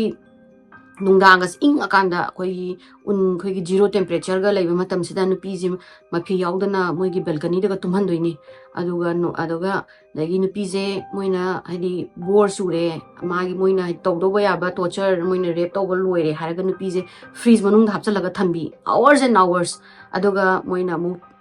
ꯍꯥꯏꯗꯤ ꯃꯣꯏꯅ ꯅꯨꯄꯤꯁꯦ ꯑꯃꯨꯛ ꯑꯦꯁꯣꯜ ꯇꯧꯅꯤꯡꯉꯀꯥꯟꯗ ꯖꯨꯡꯀꯣꯁꯦ ꯑꯃꯨꯛ ꯐ꯭ꯔꯤꯖꯇꯒꯤ ꯑꯃꯨꯛ ꯂꯧꯊꯣꯛꯄ ꯐ꯭ꯔꯤꯖꯔꯗꯒꯤ ꯑꯃꯨꯛ ꯂꯧꯊꯣꯛꯑꯒ ꯑꯃꯨꯛ ꯑꯦꯁꯣꯜ ꯇꯧꯕꯤ ꯑꯗꯨꯃꯥꯏꯅ ꯇꯧꯔꯒ ꯃꯥꯁꯦ ꯗꯦ ꯑꯦꯟ ꯅꯥꯏꯠ ꯈꯪꯗꯅ ꯅꯨꯄꯥ ꯃꯣꯏꯒꯤ ꯃꯃꯥꯟꯅꯕꯁꯤꯡ ꯂꯥꯛꯇꯅ ꯑꯗꯒꯤꯗꯤ ꯃꯣꯏꯅ ꯇꯧꯔꯒ ꯅꯨꯄꯤꯁꯦ ꯑꯦꯁꯣꯜ ꯇꯧꯗꯅ ꯑꯗꯨꯃꯥꯏꯅ ꯖꯨꯡꯀꯣꯁꯦ ꯂꯥꯛꯅꯔ ꯊꯝꯕꯤꯔꯦ ꯑꯗꯒꯤ 20 days ꯃꯇꯨꯡꯗꯗꯤ ꯉꯁꯥꯏꯒꯤ ꯃꯥꯒꯤ ꯇꯣꯔꯆꯔꯁꯦ ꯃꯣꯏꯅ ꯀꯩꯗꯧꯁꯤꯒꯦ ꯃꯣꯏꯁꯦ ꯑꯇꯣꯞꯄ ꯐꯨꯕ ꯈꯣꯠꯄꯁꯦ ꯄꯦꯜꯂꯛꯇꯅ ꯀꯩꯗꯧꯁꯤꯒꯦꯅ ꯈꯟꯕꯁꯤꯗ ꯍꯟꯗꯛꯇꯤ ꯑꯇꯣꯞꯄ ꯃꯑꯣꯡ ꯑꯃꯗ ꯇꯣꯔꯆꯔ ꯇꯧꯔꯁꯦꯅ ꯍꯤꯔꯣꯁꯤꯁꯤꯅ ꯖꯨꯡꯀꯣꯒꯤ ꯃꯈꯣꯡꯁꯦ ꯂꯥꯏꯇꯔ ꯐ꯭ꯂꯨꯏꯗ ꯇꯧꯔꯒ ꯃꯩ ꯊꯥꯗꯣꯏꯅꯤ ꯑꯗꯨꯒ ꯃꯥꯒꯤ ꯁꯤꯒꯤ ꯏꯟꯖꯨꯔꯤꯁꯤꯅ ꯍꯦꯟꯃꯟꯗꯅ ꯃꯥꯁꯦ ꯆꯠꯄ ꯉꯝꯃꯛꯑꯣꯏꯗꯣꯏꯅꯤ ꯑꯗꯒꯤꯗꯤ ꯋꯥꯁꯔꯨꯝꯗ ꯃꯈꯣꯡꯗꯣ ꯃꯩ ꯊꯥꯗꯣꯛꯑꯕꯅꯤꯅ ꯃꯥꯁꯦ ꯆꯠꯄ ꯉꯝꯗꯗꯅ ꯃꯣꯏꯒꯤ ꯋꯥꯁꯔꯨꯝ ꯌꯨꯝꯗꯨꯒꯤ ꯃꯣꯏꯒꯤ ꯗꯥꯎꯟ ꯁ꯭ꯇꯦꯌꯔꯗ ꯂꯩꯕ ꯋꯥꯁꯔꯨꯝꯁꯦ ꯆꯠꯄ ꯉꯝꯃꯛꯇꯗꯅ ꯃꯥꯁꯦ ꯁꯤꯟꯖꯤꯒꯤ ꯔꯨꯝꯁꯤꯗ ꯍꯥꯏꯗꯤ ꯀꯟꯐꯥꯏꯟ ꯑꯣꯏꯔꯒ ꯂꯩꯈꯤꯗꯣꯏꯅꯤꯀꯣ ꯃꯣꯏꯅ ꯃꯥꯒꯤ ꯐ꯭ꯂꯣꯔꯗꯨꯗ ꯑꯗꯨꯝ ꯇꯨꯝꯗꯅ ꯈꯣꯠꯇꯅ ꯑꯗꯨꯗ ꯋꯥꯁꯔꯨꯝ ꯆꯪꯕ ꯉꯝꯗꯗꯅ ꯂꯩꯗꯣꯏꯅꯤ ꯃꯥꯁꯦ ꯕꯥꯠꯔꯨꯝꯐꯧ ꯆꯪꯕ ꯉꯝꯃꯣꯏꯗꯣꯏꯅꯤ ꯑꯗꯨꯛꯀꯤ ꯃꯇꯤꯛ ꯃꯣꯏꯅ ꯇꯣꯔꯆꯔ ꯇꯧꯕꯗ ꯃꯥꯒꯤ ꯃꯈꯨꯠꯁꯤꯡꯁꯤꯕꯨ ꯄꯣꯠ ꯑꯝꯇ ꯄꯥꯏꯕ ꯉꯝꯃꯣꯏꯗꯣꯏꯅꯤ ꯃꯈꯨꯠꯁꯤꯅ ꯗꯝꯕꯦꯜꯁꯤꯅ ꯊꯣꯝꯃꯒ ꯊꯨꯒꯥꯏꯗꯣꯏꯅꯤ ꯈꯨꯖꯤꯟꯒꯁꯦ ꯂꯣꯏ ꯐꯛꯀꯥꯏꯗꯣꯏꯅꯤ ꯃꯣꯏꯅ ꯈꯨꯖꯤꯟꯒꯁꯦ ꯐꯛꯇꯅ ꯃꯈꯨꯠꯀꯁꯦ ꯂꯣꯏ ꯊꯨꯒꯥꯏꯔꯒ ꯃꯥꯁꯦ ꯀꯩꯅꯣ ꯇꯧꯕ ꯍꯥꯏꯗꯤ ꯀ꯭ꯔꯣꯜ ꯇꯧꯔꯒꯗꯤ ꯁꯟ ꯁꯥꯔꯒ ꯆꯠꯄ ꯅꯠꯇꯅ ꯃꯥꯁꯦ ꯕꯥꯠꯔꯨꯝ ꯆꯪꯕꯕꯨ ꯉꯝꯁꯤꯜꯂꯛꯇ꯭ꯔꯦ ꯃꯁꯥꯁꯦ ꯀꯩꯒꯨꯝꯕ ꯂꯦꯞꯄꯕꯨ ꯉꯝꯃꯛꯇ꯭ꯔꯦꯕ ꯃꯥꯁꯦ ꯃꯃꯥꯏꯁꯤꯅ ꯃꯣꯏꯅ ꯐꯨꯃꯟꯗꯅ ꯃꯃꯥꯏꯁꯦ ꯂꯣꯏꯅ ꯄꯣꯝꯃꯒ ꯃꯥꯒꯤ ꯉꯁꯥꯏꯒꯤ ꯃꯁꯛ ꯐꯖꯈ꯭ꯔꯕ ꯅꯨꯄꯤ ꯃꯥꯒꯤ ꯐꯤꯆꯔꯁ ꯍꯥꯏꯇꯥꯔꯦꯅꯦ ꯃꯃꯤꯠ ꯃꯅꯥꯇꯣꯟ ꯃꯃꯥꯏꯁꯦ ꯍꯥꯏꯗꯤ ꯀꯩꯅꯣ ꯇꯧꯕ ꯉꯝꯗ꯭ꯔꯦ ꯅꯨꯄꯤꯁꯦ ꯍꯥꯏꯗꯤ ꯃꯦꯀꯥꯎꯠ ꯇꯧꯕ ꯉꯝꯗ꯭ꯔꯦ ꯃꯣꯏꯅ ꯐꯨꯕꯗ ꯃꯃꯥꯏ ꯃꯃꯤꯠꯁꯦ ꯑꯗꯨꯛꯀꯤ ꯃꯇꯤꯛ ꯄꯣꯝꯕꯁꯤꯗ ꯍꯧꯖꯤꯛꯀꯤ ꯅꯨꯄꯥꯁꯤꯡꯁꯤꯅ ꯃꯣꯏꯅ ꯑꯗꯨꯛꯀꯤ ꯃꯇꯤꯛ ꯅꯨꯄꯤꯁꯦ ꯍꯥꯏꯗꯤ ꯇꯣꯔꯆꯔ ꯇꯧꯕꯗꯣ ꯀꯔꯤ ꯍꯥꯏꯗꯣꯏꯅꯣ ꯏꯟ ꯗ ꯑꯦꯛꯁꯇꯦꯟ ꯑꯣꯏꯅ ꯇꯣꯔꯆꯔ ꯇꯧꯔꯦ ꯑꯗꯒꯤ ꯃꯣꯏꯅ ꯉꯁꯥꯏ ꯃꯩ ꯊꯥꯈꯤꯕꯗꯣ ꯑꯗꯒꯤ ꯑꯁꯣꯛꯄ ꯃꯌꯥꯝꯗꯨꯗꯒꯤ ꯅꯥꯏ ꯆꯥꯗꯅ ꯅꯥꯏ ꯊꯣꯛꯄ ꯍꯧꯔꯒ ꯃꯥꯁꯦ ꯄꯨꯔꯥ ꯀ꯭ꯔꯤꯄꯜ ꯑꯣꯏꯔꯦ ꯍꯥꯏꯗꯤ ꯄꯨꯔꯥ ꯑꯩꯈꯣꯏꯒꯤ ꯑꯁꯣꯏꯕ ꯃꯤꯗꯧꯅ ꯂꯩꯈ꯭ꯔꯦ ꯃꯥꯁꯦ ꯑꯗꯨꯗꯨꯒ ꯄꯨꯔꯥ ꯃꯥꯁꯦ ꯀ꯭ꯔꯤꯄꯜ ꯑꯣꯏꯔꯦ ꯅꯨꯄꯤꯁꯦ ꯑꯗꯨꯒ ꯅꯥꯏꯒꯁꯦ ꯊꯣꯛꯇꯣꯏꯅꯤ ꯑꯗꯨꯗꯨ ꯃꯥꯁꯦ ꯃꯁꯥꯁꯦ ꯅꯝꯊꯤꯕ ꯍꯧꯔꯛꯑꯦ ꯃꯥꯒꯤ ꯕꯣꯗꯤ ꯃꯆꯦꯠ ꯉꯁꯥꯏꯒꯤ ꯃꯣꯏꯅ ꯃꯩ ꯊꯥꯕꯗꯣ ꯑꯗꯨꯒꯤ ꯏꯁꯤꯡ ꯍꯥꯜꯂꯒ ꯁ꯭ꯀꯤꯟꯗꯨꯅ ꯄꯨꯝꯁꯤꯟꯕ ꯍꯥꯏꯗꯤ ꯂꯥꯏꯛ ꯃꯣꯏꯅ ꯌꯦꯡꯕꯤꯗ꯭ꯔꯕꯅꯤꯅ ꯍꯟꯅ ꯀꯩꯝꯕꯨ ꯌꯦꯡꯕꯤꯗ꯭ꯔꯕꯅꯤꯅ ꯅꯥꯏ ꯊꯣꯛꯄ ꯍꯧꯔꯛꯑꯦ ꯏꯁꯤꯡꯗꯣ ꯅꯝꯊꯤꯗꯅ ꯃꯥꯁꯦ ꯀꯩꯅꯣ ꯇꯧꯔꯛꯑꯦ ꯍꯥꯏꯗꯤ ꯃꯥꯒꯤ ꯐ꯭ꯂꯦꯁꯀꯁꯦ ꯄꯨꯝꯕꯒꯤ ꯇꯥꯏꯞꯇ ꯃꯅꯝꯒ ꯅꯝꯕ ꯍꯧꯔꯛꯑꯦ ꯑꯗꯨꯗꯨꯅ ꯃꯣꯏꯁꯦ ꯏꯟꯇꯔꯦꯁꯁꯦ ꯈꯤꯇꯪ ꯁꯦꯛꯆꯨꯋꯦꯜꯒꯤ ꯀꯩꯅꯣꯁꯦ ꯅꯨꯄꯤꯁꯤꯗ ꯈꯤꯇꯪ ꯏꯟꯇꯔꯦꯁꯁꯦ ꯍꯜꯂꯛꯇꯣꯏꯅꯦ ꯑꯗꯨꯗ ꯃꯣꯏꯅ ꯔꯦꯞ ꯇꯧꯗꯕꯤꯗ ꯅꯨꯄꯤꯁꯦ ꯑꯣꯏꯅ ꯑꯣꯠꯂꯁꯦꯅ ꯐꯨꯕ ꯈꯣꯠꯄ ꯃꯣꯏꯅ ꯑꯣꯠꯅꯤꯡꯕ ꯃꯑꯣꯡꯗ ꯍꯥꯏꯇꯥꯔꯦꯅꯦ ꯍꯥꯏꯗꯤ ꯃꯣꯏ ꯋꯥꯈꯟꯗ ꯀꯩꯗꯧꯁꯤꯒꯦ ꯍꯥꯏꯔꯒ ꯖꯨꯡꯀꯣꯗ ꯍꯦꯛ ꯇꯧꯕ ꯁꯤ ꯇꯧꯁꯤꯔꯥ ꯍꯥꯏꯔꯒ ꯖꯨꯡꯀꯣꯗ ꯍꯦꯛ ꯇꯧꯕ ꯑꯗꯨꯃꯥꯏꯅ ꯇꯧꯔꯒ ꯖꯨꯡꯀꯣꯁꯦ ꯃꯣꯏꯅ ꯊꯝꯕꯤꯔꯦ ꯑꯗꯒꯤꯗꯤ ꯅꯣꯡꯃꯗꯤ ꯃꯣꯏꯁꯤꯡꯁꯤꯅ ꯃꯣꯏ ꯃꯔꯤꯁꯤꯅ ꯍꯥꯏꯔꯦ ꯑꯩꯈꯣꯏꯁꯦ ꯀꯩꯅꯣ ꯇꯧꯔꯁꯦ ꯃꯣꯏꯅ ꯀꯞ ꯁꯤꯔꯞ ꯊꯛꯆꯜꯂꯒ ꯍꯥꯏꯗꯤ ꯗ꯭ꯔꯛꯇ ꯅꯤꯁꯥ ꯊꯤꯅ ꯋꯥꯡꯉꯒ ꯀꯔꯤ ꯒ꯭ꯌꯥꯟ ꯇꯥꯗꯕ ꯁꯥꯖꯤꯟꯅꯔꯒ ꯃꯣꯏꯁꯤꯅ ꯅꯨꯄꯤꯁꯤꯗ ꯇꯣꯔꯆꯔ ꯇꯧꯗꯣꯏꯅꯤꯀꯣ ꯃꯣꯏꯁꯦ ꯊꯤꯔꯛꯏꯅꯦ ꯖꯥꯠ ꯀꯃꯥꯏꯅ ꯇꯧꯁꯤꯒꯦꯅ ꯑꯗꯨꯃꯥꯏꯅ ꯇꯧꯔꯒ ꯃꯣꯏꯁꯦ ꯇꯨꯝꯁꯤꯟꯅꯔꯒ ꯂꯩꯕꯁꯤꯗ ꯖꯨꯡꯀꯣꯁꯤꯅ ꯑꯗꯨꯗꯒꯤ ꯑꯝꯇꯪ ꯀꯩꯅꯣ ꯇꯧꯍꯧꯒꯦꯅ ꯃꯥꯁꯤꯅ ꯍꯥꯏꯗꯤ ꯅꯥꯟꯊꯣꯛꯅꯕ ꯆꯦꯟꯗꯨꯒꯤ ꯃꯥꯅ ꯃꯣꯏꯁꯦ ꯑꯗꯨꯃꯥꯏꯅ ꯍꯥꯏꯗꯤ ꯗ꯭ꯔꯛꯇ ꯉꯥꯎꯔꯤꯉꯩꯁꯤꯗ ꯆꯦꯜꯍꯧꯒꯦꯅ ꯃꯥꯁꯤꯅ ꯃꯈꯣꯡꯁꯤꯗ ꯁꯟ ꯁꯥꯔ ꯃꯥꯁꯦ ꯇꯧꯕꯁꯤꯗ ꯍꯤꯔꯣꯁꯤꯁꯤꯅ ꯍꯧꯒꯠꯂꯒ ꯅꯣꯛꯈꯥꯏꯔꯒ ꯍꯥꯏꯗꯤ ꯃꯣꯏꯅ ꯇꯧꯔꯤꯗꯣ ꯐꯥꯒꯤꯅꯦꯅ ꯇꯧꯔ ꯅꯣꯛꯑꯒ ꯃꯥꯅ ꯖꯨꯡꯀꯣꯒꯤ ꯃꯈꯣꯡꯁꯦ ꯄꯥꯏꯔ ꯆꯤꯡꯕꯁꯦ ꯅꯨꯄꯤꯁꯤꯅ ꯂꯥꯎꯕ ꯃꯥꯗꯤ ꯑꯅꯥꯕ ꯃꯌꯥꯝꯗꯨꯒ ꯂꯥꯎꯗꯣꯏꯅꯤ ꯂꯥꯎꯔꯤꯉꯩꯁꯤꯗ ꯖꯣꯁꯤꯅ ꯖꯨꯡꯀꯣꯒꯤ ꯃꯃꯥꯏꯁꯦ ꯃꯣꯟꯁꯤꯅ ꯅꯟꯖꯜꯂꯒ ꯊꯤꯟꯗꯣꯏꯅꯦꯕ ꯊꯤꯟꯕꯁꯤꯗ ꯅꯨꯄꯤꯁꯦ ꯂꯥꯎꯕꯁꯤꯗ ꯅꯨꯡꯗꯥꯡꯗꯨꯗ ꯑꯗꯨꯃꯥꯏꯅ ꯃꯈꯣꯟ ꯃꯋꯥ ꯊꯣꯛꯑ ꯂꯥꯎꯅꯔꯛꯄꯗꯒꯤꯗꯤ ꯃꯣꯏꯒꯤ ꯐꯦꯃꯤꯂꯤꯒꯤ ꯃꯣꯏ ꯃꯃꯥ ꯃꯄꯥꯗꯣ ꯍꯧꯒꯠꯂꯛꯑꯒ ꯀꯩꯗꯧꯔꯒꯦꯅꯦꯅ ꯆꯦꯛ ꯇꯧ ꯂꯥꯛꯄꯁꯤꯗ ꯁꯤꯟꯖꯤꯁꯤꯅ ꯀꯥꯈꯠꯂꯛꯀꯅꯣ ꯀꯩꯝ ꯇꯧꯗꯦ ꯋꯤ ꯖꯁ ꯍꯦꯚꯤꯡ ꯐꯟ ꯍꯥꯏꯗꯤ ꯑꯩꯈꯣꯏ ꯅꯨꯡꯉꯥꯏꯔꯤ ꯐꯟ ꯇꯧꯔꯤꯅꯦ ꯑꯗꯨꯅ ꯀꯥꯈꯠꯂꯛꯀꯅꯣ ꯀꯩꯝ ꯇꯧꯗꯦ ꯈꯣꯠꯇꯦ ꯆꯪꯉꯨ ꯇꯨꯝꯃꯣꯅ ꯍꯥꯏꯔꯦ ꯆꯪꯈ꯭ꯔꯦ ꯃꯣꯏ ꯃꯃꯥ ꯃꯄꯥꯗꯨꯁꯨ ꯆꯦꯛ ꯇꯧꯗꯅ ꯑꯃꯨꯛ ꯇꯨꯝꯕ ꯆꯪꯈ꯭ꯔꯦ ꯀꯔꯝꯍꯥꯏꯅ ꯇꯨꯝ ꯌꯥꯔꯤꯅꯣ ꯈꯪꯗꯦ ꯃꯣꯏꯗ ꯑꯗꯨ ꯈꯪꯅ ꯑꯗꯨꯒ ꯉꯁꯥꯏꯒꯤ ꯅꯨꯄꯤꯁꯦ ꯆꯦꯟꯒꯦ ꯇꯧꯕꯒꯤ ꯄꯅꯤꯁꯃꯦꯟꯁꯦ ꯃꯥ ꯈꯪꯉꯦ ꯐꯖꯅ ꯄꯅꯤꯁꯃꯦꯟ ꯇꯧꯔꯅꯦ ꯅꯨꯄꯤꯁꯦ ꯈꯪꯉꯦ ꯑꯗ ꯃꯣꯏꯁꯤꯅ ꯅꯨꯄꯤꯁꯦ ꯐꯨꯕ ꯂꯣꯏꯔꯒ ꯅꯨꯄꯤꯁꯤꯒꯤ ꯃꯀꯣꯛꯁꯦ ꯋꯥꯜꯁꯤꯗ ꯊꯝꯗꯣꯏꯅꯤꯀꯣ ꯃꯀꯣꯛ ꯍꯥꯏꯅ ꯋꯥꯜꯁꯦ ꯊꯝꯃꯒ ꯃꯣꯏꯅ ꯃꯀꯣꯛꯁꯦ ꯆꯣꯡꯉ ꯅꯦꯠꯂꯒ ꯅꯨꯄꯤꯁꯤꯗ ꯐꯨꯔꯤꯅꯦꯕ ꯆꯣꯡꯉ ꯀꯌꯥꯃꯨꯛꯀꯤ ꯌꯥꯝꯅ ꯅꯨꯄꯤꯗꯨꯗ ꯈꯥꯡꯉꯝꯒꯗꯒꯦꯗꯨꯗ ꯈꯜꯂꯣ ꯆꯣꯡꯉ ꯅꯨꯄꯤꯁꯦ ꯐꯨꯔꯒ ꯑꯗꯨꯒ ꯑꯃꯨꯛ ꯂꯥꯏꯇꯔ ꯐ꯭ꯂꯨꯏꯗꯁꯤꯅ ꯑꯃꯨꯛ ꯃꯥꯏ ꯕꯣꯗꯤꯁꯦ ꯑꯃꯨꯛ ꯃꯩ ꯊꯥꯗꯣꯏꯅꯦ ꯑꯃꯨꯛ ꯃꯩ ꯊꯥꯔꯒ ꯉꯁꯥꯏꯒꯤ ꯀꯩꯅꯣꯁꯤꯅ ꯖꯣꯁꯤꯒ ꯍꯤꯔꯣꯁꯤꯁꯤꯒꯅ ꯃꯃꯥꯏꯗꯣ ꯃꯦꯟꯁꯤꯜꯂ ꯊꯝꯃꯦꯗꯅ ꯑꯗꯨꯒ ꯍꯥꯏꯗꯤ ꯃꯣꯟꯗꯨꯅ ꯑꯗꯨꯒ ꯃꯁꯥꯒꯤ ꯃꯥꯒꯤ ꯕꯣꯗꯤꯗꯣ ꯑꯃꯨꯛ ꯃꯩ ꯊꯥꯗꯣꯏꯅꯦ ꯑꯃꯨꯛ ꯂꯥꯏꯇꯔ ꯐ꯭ꯂꯨꯏꯗꯇꯨꯅ ꯑꯃꯨꯛ ꯍꯟꯅ ꯃꯩ ꯊꯥꯔꯒ ꯌꯥꯝ ꯀꯨꯏꯅ ꯆꯥꯛꯄꯗꯤ ꯅꯠꯇꯦꯀꯣ ꯂꯥꯏꯇꯔ ꯐ꯭ꯂꯨꯏꯗꯇꯣ ꯑꯗꯨꯝ ꯍꯥꯏꯅ ꯑꯩꯈꯣꯏ ꯄꯦꯇ꯭ꯔꯣꯜꯗꯧꯅ ꯒ꯭ꯔꯣꯡ ꯒ꯭ꯔꯣꯡ ꯆꯥꯛꯄꯗꯤ ꯅꯠꯇꯦ ꯑꯗꯣ ꯃꯣꯏꯅ ꯇꯧꯔꯤꯗꯣ ꯇꯣꯔꯆꯔꯅꯦꯕ ꯅꯨꯄꯤꯗꯣ ꯑꯃꯨꯛ ꯃꯩ ꯑꯃꯨꯛ ꯉꯥꯏꯍꯥꯛ ꯑꯃꯨꯛ ꯊꯥ ꯈꯖꯤꯛ ꯑꯃꯨꯛ ꯃꯨꯊꯠ ꯃꯩ ꯑꯃꯨꯛ ꯈꯖꯤꯛ ꯑꯃꯨꯛ ꯊꯥ ꯑꯃꯨꯛ ꯃꯨꯊꯠ ꯇꯧꯔꯒꯅꯦ ꯃꯣꯏꯅ ꯑꯗꯨꯃꯥꯏꯅꯅꯦ ꯖꯨꯡꯀꯣꯁꯦ ꯃꯣꯏꯅ ꯇꯣꯔꯆꯔ ꯇꯧꯕꯤꯔꯤꯁꯦ ꯖꯨꯡꯀꯣꯁꯤꯁꯨ ꯈꯥꯡꯕ ꯉꯝꯃꯛꯇ꯭ꯔꯦ ꯈꯥꯡꯉꯝꯃꯛꯇꯕꯗꯒꯤ ꯃꯥꯁꯦ ꯍꯥꯠꯄꯤꯔꯣꯅ ꯀꯞꯄꯦ ꯃꯥꯁꯦ ꯍꯥꯏꯗꯤ ꯍꯥꯠꯄꯤꯔꯣ ꯑꯗꯨꯗꯨꯒ ꯖꯁ ꯕꯤ ꯑꯣꯚꯔ ꯋꯤꯠ ꯏꯠ ꯍꯥꯏꯗꯤ ꯃꯥ ꯇꯣꯔꯆꯔ ꯇꯧꯕꯁꯦ ꯌꯥꯔꯦ ꯂꯦꯞꯄꯤꯔꯣ ꯁꯤꯅꯦ ꯍꯥꯠꯇꯣꯛꯄꯤꯔꯣꯅ ꯃꯥꯅ ꯅꯨꯄꯥꯁꯤꯡꯁꯤꯗ ꯈꯣꯏꯔꯝꯃꯦ ꯍꯥꯏꯗꯤ ꯕꯦꯛ ꯇꯧꯔꯦꯕ ꯃꯥꯅ ꯑꯗꯨꯕꯨ ꯅꯨꯄꯥꯁꯤꯡꯁꯤꯅ ꯍꯥꯏꯁꯦ ꯋꯤ ꯑꯥꯔ ꯅꯣꯠ ꯗꯟ ꯃꯣꯏ ꯍꯥꯏꯁꯦ ꯃꯥꯁꯦ ꯑꯗꯨꯃꯥꯏꯅ ꯇꯣꯔꯆꯔ ꯇꯧꯕꯁꯦ ꯌꯥꯝ ꯅꯨꯡꯉꯥꯏ ꯑꯗꯨꯗꯨꯅ ꯋꯤ ꯑꯥꯔ ꯅꯣꯠ ꯗꯟ ꯑꯗꯨꯅ ꯅꯪ ꯍꯥꯠꯂꯣꯏꯅ ꯃꯥꯁꯦ ꯍꯥꯠꯇꯕꯤꯗ ꯅꯨꯄꯤꯁꯦ ꯑꯗꯨꯝ ꯇꯣꯔꯆꯔ ꯇꯧꯕ ꯑꯗꯨꯝ ꯀꯟꯇꯤꯅ꯭ꯌꯨ ꯇꯧꯔꯒ ꯂꯩꯗꯣꯏꯅꯤ ꯑꯗꯨꯒ ꯃꯥꯁꯦ ꯐꯥꯕ ꯊꯥ ꯑꯃ ꯐꯥꯖꯤꯜꯂꯛꯄ ꯃꯇꯝ ꯍꯥꯏꯗꯤ 30 daysꯃꯨꯛ ꯁꯨꯔꯀꯥꯟꯁꯤꯗ ꯃꯣꯏꯁꯤꯅ ꯉꯁꯥꯏꯒꯤ ꯃꯀꯣꯛꯇ ꯆꯣꯡꯗꯅ ꯇꯧꯕ ꯈꯣꯠꯄ ꯗꯝꯕꯦꯜꯅ ꯃꯈꯨꯠ ꯃꯈꯣꯡ ꯂꯣꯏꯅ ꯁꯔꯨꯁꯤꯡ ꯂꯣꯏꯅ ꯊꯨꯒꯥꯏꯕ ꯈꯣꯠꯄꯁꯦ ꯁꯤꯗꯒꯤꯗꯤ ꯑꯃꯨꯛ ꯄꯦꯜꯂꯛꯇꯗꯅ ꯃꯣꯏꯁꯤꯅ ꯀꯩꯗꯧꯒꯦ ꯍꯥꯏꯕꯁꯤꯗ ꯃꯥꯒꯤ ꯄ꯭ꯔꯥꯏꯚꯦꯠ ꯄꯥꯔꯠꯁꯤꯡꯁꯤꯗ ꯑꯩꯈꯣꯏꯒꯤ ꯁꯤꯒ꯭ꯔꯦꯠ ꯑꯩꯈꯣꯏꯒꯤ ꯆꯨꯔꯨꯞꯅ ꯅꯝꯕ ꯑꯗꯒꯤ ꯂꯥꯏꯇꯔꯅ ꯃꯩ ꯊꯥꯕ ꯑꯗꯒꯤ ꯃꯩ ꯂꯥꯏꯇꯔ ꯐ꯭ꯂꯨꯏꯗ ꯍꯥꯞꯆꯤꯜꯂꯒ ꯃꯩ ꯊꯥꯖꯤꯟꯕ ꯈꯣꯠꯄ ꯇꯧꯕꯗꯒꯤ ꯃꯥꯁꯦ ꯃꯄꯥꯟ ꯊꯣꯛꯄ ꯌꯥꯔꯣꯏꯗꯣꯏꯅꯤ ꯌꯥꯗ꯭ꯔꯒ ꯃꯥꯒꯤ ꯕꯣꯗꯤꯁꯦ ꯄꯨꯔꯥ ꯀꯣꯂꯥꯞꯁ ꯇꯧꯗꯣꯏꯅꯤ ꯑꯗꯨ ꯇꯧꯔꯤꯐꯥꯎꯗ ꯃꯥꯁꯦ ꯈꯪꯗꯦꯕ ꯁꯝ ꯍꯥꯎ ꯁꯤ ꯁꯔꯚꯥꯏꯚ ꯃꯣꯏꯒꯤ ꯇꯣꯔꯆꯔꯗꯣ ꯁꯔꯚꯥꯏꯚ ꯑꯩ ꯃꯥ ꯑꯁꯤꯒꯤ ꯈꯟꯕꯗ ꯑꯩꯅ ꯈꯪꯗꯦ ꯏꯁꯥꯗ ꯀꯩꯅꯣꯝ ꯇꯧꯋꯦ ꯑꯗꯨꯒ ꯃꯣꯏꯒꯤ ꯇꯣꯔꯆꯔꯁꯦ ꯃꯣꯏꯅ ꯀꯃꯥꯏꯅ ꯇꯧꯒꯦ ꯍꯥꯏꯕꯁꯤꯗ ꯅꯨꯄꯤꯁꯤꯒꯤ ꯄ꯭ꯔꯥꯏꯚꯦꯠ ꯄꯥꯔꯠꯁꯤꯗ ꯑꯩꯈꯣꯏꯒꯤ ꯀꯩ ꯍꯥꯏꯇꯥꯔꯦ ꯑꯣꯕꯖꯦꯛ ꯁꯥꯔꯞ ꯑꯣꯕꯖꯦꯛ ꯃꯌꯥꯝ ꯊꯤꯡꯖꯤꯟꯕꯤ ꯑꯩꯈꯣꯏꯒꯤ ꯑꯥꯏꯔꯟ ꯔꯣꯗꯁ ꯃꯣꯏꯅ ꯍꯥꯏꯕꯗꯣ ꯃꯦꯇꯜ ꯔꯣꯗꯁ ꯕꯣꯇꯜ ꯑꯩꯈꯣꯏꯒꯤ ꯑꯀꯥꯏꯕ ꯀꯥꯏꯗꯕ ꯕꯣꯇꯜꯁꯤꯡ ꯑꯗꯒꯤ ꯀꯥꯇꯤ ꯑꯗꯒꯤ ꯆꯤꯀꯟ ꯇꯟꯗꯨꯔꯤ ꯁꯦꯝꯅꯕ ꯑꯁꯥꯡꯕ ꯆꯩ ꯃꯣꯏ ꯁ꯭ꯀꯤꯋꯔ ꯁꯦꯝꯅꯕ ꯃꯦꯅꯤ ꯃꯣꯔ ꯃꯣꯏꯅ ꯊꯤꯡꯖꯤꯟꯗꯣꯏꯅꯤ ꯅꯨꯄꯤꯁꯤꯒꯤ ꯄ꯭ꯔꯥꯏꯚꯦꯠ ꯄꯥꯔꯠ ꯃꯅꯨꯡꯁꯤꯗ ꯃꯣꯏꯅ ꯊꯤꯡꯖꯤꯜꯂ ꯅꯨꯄꯤꯁꯦ ꯑꯣꯠꯇꯣꯏꯅꯦ ꯍꯥꯏꯗꯤ ꯃꯣꯏꯗꯣ ꯉꯁꯥꯏ ꯅꯨꯄꯤꯗꯨꯅ ꯅꯥꯏ ꯆꯥꯕ ꯑꯗꯒꯤꯗꯤ ꯅꯝꯊꯤꯕ ꯄꯨꯝꯕ ꯃꯃꯥꯏ ꯃꯃꯤꯠ ꯈꯪꯗꯕ ꯍꯧꯔꯛꯄꯗꯒꯤ ꯃꯣꯏꯅ ꯔꯦꯞ ꯇꯧꯗꯕꯤꯗ ꯅꯨꯄꯤꯁꯦ ꯑꯣꯏꯅ ꯇꯣꯔꯆꯔ ꯇꯧꯗꯣꯏꯅꯦꯅ ꯃꯣꯏꯅ ꯁꯤꯡꯅꯈ꯭ꯔꯕꯅꯤ ꯃꯣꯏꯅ ꯏꯟꯇꯔꯦꯁ ꯌꯥꯎꯔꯛꯇ꯭ꯔꯦꯕ ꯉꯁꯥꯏ ꯖꯨꯡꯀꯣ ꯃꯁꯛꯅꯦ ꯑꯗꯩ ꯃꯥꯒꯤ ꯅꯝꯊꯤꯕꯗꯨꯅꯦ ꯑꯗꯒꯤꯗꯤ ꯅꯥꯏ ꯊꯣꯛꯂꯛꯄ ꯅꯥꯏ ꯃꯌꯥꯝꯗꯣ ꯎꯕꯗꯒꯤ ꯃꯣꯏꯅ ꯅꯨꯄꯤꯁꯦ ꯔꯦꯞ ꯇꯧꯗꯕꯤꯗ ꯃꯣꯏꯅ ꯇꯣꯔꯆꯔ ꯇꯧꯔꯒ ꯀꯟꯇꯤꯅ꯭ꯌꯨ ꯇꯧꯗꯣꯏꯅꯤ ꯑꯗꯒꯤꯗꯤ ꯅꯨꯄꯤꯁꯦ ꯃꯣꯏꯅꯒ ꯐꯣꯔꯁꯐꯨꯜꯂꯤ ꯌꯨ ꯃꯌꯥꯝ ꯄꯤꯊꯛꯑꯒ ꯌꯨ ꯍꯦꯛ ꯊꯛꯄ ꯂꯣꯏꯔꯒ ꯁꯪꯒꯣꯝ ꯑꯃꯨꯛ ꯄꯤꯊꯛꯄ ꯑꯗꯒꯤ ꯏꯁꯤꯡ ꯑꯃꯨꯛ ꯃꯌꯥꯁꯦ ꯅꯝꯁꯤꯟꯕꯤ ꯑꯗꯩ ꯃꯥꯅ ꯑꯣꯔꯒꯅ ꯑꯣꯏ ꯍꯥꯏꯅ ꯑꯃꯨꯛ ꯀꯥꯎꯕꯤ ꯐꯨꯕꯤ ꯊꯤꯟꯕꯤ ꯍꯦꯛꯇ ꯅꯨꯄꯤꯁꯦ ꯄꯨꯔꯥ ꯃꯣꯏꯅ ꯀꯩ ꯍꯥꯏꯇꯥꯔꯦ ꯄꯟꯆꯤꯡ ꯕꯦꯛ ꯇꯧꯅꯒ ꯅꯨꯄꯤꯁꯦ ꯌꯥꯜꯂꯒ ꯁꯤꯂꯤꯡꯗꯒꯤ ꯌꯥꯟꯗꯣꯏꯅꯤꯀꯣ ꯑꯗꯨꯗꯨꯒ ꯅꯣꯏꯒꯤ ꯕꯣꯛꯁꯤꯡ ꯇꯧꯅꯕ ꯄꯟꯆꯤꯡ ꯕꯦꯛꯇꯣ ꯑꯗꯨꯃꯥꯏꯅ ꯅꯨꯄꯤꯁꯤꯒ ꯃꯣꯏꯅꯒ ꯊꯤꯟꯗꯅ ꯀꯥꯎꯗꯅ ꯇꯧꯔꯒ ꯅꯨꯄꯤꯁꯦ ꯊꯝꯃꯦ ꯃꯥꯅ ꯉꯁꯥꯏꯒꯤ ꯃꯈꯣꯡ ꯃꯈꯨꯠꯇꯣ ꯑꯝꯇ ꯂꯦꯡꯕ ꯉꯝꯗꯕꯅꯤꯅ ꯕꯥꯠꯔꯨꯝꯗ ꯍꯥꯏꯗꯤ ꯃꯄꯥꯟ ꯊꯣꯛꯄ ꯆꯪꯕꯁꯦ ꯉꯁꯥꯏꯒꯤ ꯃꯥꯒꯤ ꯄ꯭ꯔꯥꯏꯚꯦꯠ ꯄꯥꯔꯠꯇꯨꯁꯨ ꯂꯣꯏꯅꯃꯛ ꯃꯣꯏꯅ ꯍꯥꯏꯗꯤ ꯀꯩꯗꯣ ꯂꯣꯏꯅꯃꯛ ꯗꯦꯃꯦꯖ ꯇꯧꯕꯤꯔꯕꯅꯤꯅ ꯃꯥꯁꯦ ꯉꯝꯗꯗꯅ 1 hour ꯆꯪꯗꯣꯏꯅꯤꯀꯣ ꯍꯥꯏꯗꯤ ꯋꯥꯁꯔꯨꯝ ꯃꯥꯒꯤ ꯀꯥꯗ ꯃꯣꯏꯅ ꯍꯥꯏꯗꯤ ꯕꯥꯇꯤꯟꯒꯨꯝꯕ ꯀꯩꯅꯣꯃ ꯄꯦꯂꯥ ꯃꯆꯥꯒꯨꯝꯕ ꯑꯃ ꯊꯝꯕꯗꯣ ꯑꯗꯨ ꯌꯧꯅꯕ ꯀ꯭ꯔꯣꯜ ꯇꯧꯔꯒ ꯃꯥꯁꯦ ꯆꯠꯄꯁꯦ ꯁꯤꯠꯂꯒ ꯆꯠꯇꯣꯏꯅꯤ ꯃꯈꯨꯠ ꯍꯥꯏꯔꯦ ꯂꯣꯏ ꯊꯨꯗꯦꯛꯑꯦ ꯉꯝꯗ꯭ꯔꯦ ꯃꯈꯣꯡ ꯍꯥꯏꯔꯦ ꯃꯩꯗꯣ ꯊꯥꯗꯣꯛꯇꯅ ꯆꯠꯄ ꯉꯝꯗ꯭ꯔꯦ ꯑꯗꯨꯅ ꯄꯨꯡ ꯑꯃ ꯆꯪꯉꯒ ꯕꯥꯠꯔꯨꯝꯁꯦ ꯃꯥ ꯑꯗꯨꯅ ꯃꯥꯒꯤ ꯃꯄꯥꯟ ꯊꯣꯛꯄꯗꯣ ꯊꯣꯛꯆꯗꯣꯏꯅꯤ ꯑꯗꯨꯒ ꯑꯗꯨ ꯍꯜꯂꯛꯄꯗꯨꯁꯨ ꯑꯃꯨꯛ ꯄꯨꯡ ꯑꯃꯃꯨꯛ ꯆꯪꯗꯣꯏꯅꯦꯕ ꯃꯥꯅ ꯃꯥꯒꯤ ꯃꯐꯝꯗꯨꯗ ꯂꯩꯕꯗ ꯃꯐꯝꯗꯨꯒ ꯂꯩꯔꯝꯗ ꯌꯥꯄꯣꯠꯇꯦ ꯃꯐꯝꯗꯨꯒ ꯂꯩꯔꯝꯗꯗꯤ ꯑꯃꯨꯛ ꯅꯨꯄꯤꯁꯦ ꯑꯃꯨꯛ ꯐꯨꯕ ꯆꯩꯕ ꯑꯃꯨꯛ ꯇꯧꯗꯣꯏꯅꯤ ꯕꯥꯏ ꯗ ꯇꯥꯏꯝ ꯃꯥꯅ ꯍꯥꯏꯕꯗꯣ ꯃꯥꯒꯤ ꯕꯣꯗꯤꯁꯦ ꯁꯤꯚꯤꯌꯔꯂꯤ ꯗꯦꯃꯦꯖ ꯇꯧꯗꯅ ꯃꯥꯁꯦ ꯀꯔꯤꯝꯐꯥꯎ ꯁꯨꯞꯅꯇꯒꯤ ꯏꯁꯤꯡꯒꯨꯝꯕ ꯊꯛꯄ ꯅꯠꯇ꯭ꯔꯒ ꯁꯪꯒꯣꯝꯒꯨꯝꯕ ꯊꯛꯄ ꯅꯠꯇꯅ ꯃꯥꯒꯤ ꯃꯕꯨꯛꯁꯤꯗ ꯀꯔꯤꯝꯐꯥꯎ ꯇꯥꯕ ꯌꯥꯗ꯭ꯔꯦꯕ ꯃꯥꯗꯤ ꯀꯩꯅꯣꯁꯨ ꯆꯪꯕ ꯌꯥꯗ꯭ꯔꯦ ꯍꯥꯏꯗꯤ ꯃꯥꯒꯤ ꯀꯩ ꯍꯥꯏꯇꯥꯔꯦ ꯃꯥꯒꯤ ꯃꯅꯨꯡꯒꯤ ꯕꯣꯗꯤꯁꯤꯡꯗꯣ ꯂꯣꯏꯅꯃꯛ ꯀꯩꯅꯣ ꯇꯧꯕ ꯍꯧꯔꯛꯑꯕꯅꯤ ꯍꯥꯏꯗꯤ ꯕ꯭ꯔꯦꯛ ꯗꯥꯎꯟ ꯇꯧꯕ ꯍꯧꯔꯛꯑꯕꯅꯤ ꯃꯅꯨꯡꯗ ꯂꯣꯏꯅ ꯃꯥꯒꯤ ꯕꯣꯗꯤꯁꯤꯡꯗꯣ ꯐꯦꯜ ꯇꯧꯕ ꯍꯧꯔꯛꯑꯕꯅꯤ ꯃꯅꯨꯡꯗꯒꯤ ꯑꯗꯒꯤ ꯍꯧꯖꯤꯛꯀꯤ ꯅꯨꯄꯥꯁꯤꯡꯁꯤꯅ ꯍꯧꯖꯤꯛꯀꯤ ꯐꯨꯕ ꯈꯣꯠꯄ ꯃꯥꯁꯦ ꯄꯟꯆꯤꯡ ꯕꯦꯛ ꯁꯦꯝꯕ ꯂꯣꯏꯔꯅꯤ ꯊꯥꯡꯊꯔꯅꯤ ꯑꯗꯨꯒ ꯃꯣꯏꯅ ꯅꯨꯄꯤꯁꯤꯗ ꯃꯣꯏꯅ ꯌꯨꯔꯤꯅꯦꯠꯀ ꯇꯧꯁꯟꯗꯅ ꯑꯗꯒꯤ ꯅꯨꯄꯤꯁꯦ ꯃꯁꯥꯒꯤ ꯌꯨꯔꯤꯟꯒꯁꯦ ꯊꯛꯍꯟꯗꯅ ꯅꯝꯐꯨꯗ ꯑꯗꯨꯃꯥꯏꯅ ꯅꯨꯄꯤꯁꯦ ꯑꯗꯨꯃꯥꯏꯅ ꯑꯗꯨꯝ ꯇꯣꯔꯆꯔ ꯇꯧꯔꯒ ꯂꯩꯔꯒ ꯃꯣꯏꯁꯦ ꯖꯨꯡꯀꯣꯁꯦ ꯃꯣꯏꯅ ꯀꯦꯞꯇꯤꯚꯤꯇꯤꯗ ꯃꯇꯝ ꯃꯣꯏꯅ ꯐꯥꯔꯒ ꯂꯩꯔꯤꯉꯩꯁꯤꯗ ꯃꯣꯏ ꯃꯔꯤꯁꯤꯅ ꯀꯌꯥꯃꯨꯛ ꯌꯥꯝꯅ ꯁꯥꯊꯤꯒꯦ ꯍꯥꯏꯁꯤꯗ ꯍꯧꯖꯤꯛꯀꯤ ꯃꯤꯁꯥꯇꯣ ꯍꯥꯏꯕ ꯑꯦꯔꯤꯌꯥꯗꯨꯗ ꯆꯠꯂꯒ ꯆꯍꯤ 53 ꯁꯨꯕ ꯅꯨꯄꯤ ꯃꯆꯥ ꯑꯃꯃꯨꯛ ꯀꯤꯗꯅꯦꯞ ꯇꯧꯔꯅꯤ ꯃꯣꯏꯅ ꯑꯗꯨ ꯒꯦꯡ ꯔꯦꯞ ꯇꯧꯗꯣꯏꯅꯤ ꯑꯗꯨ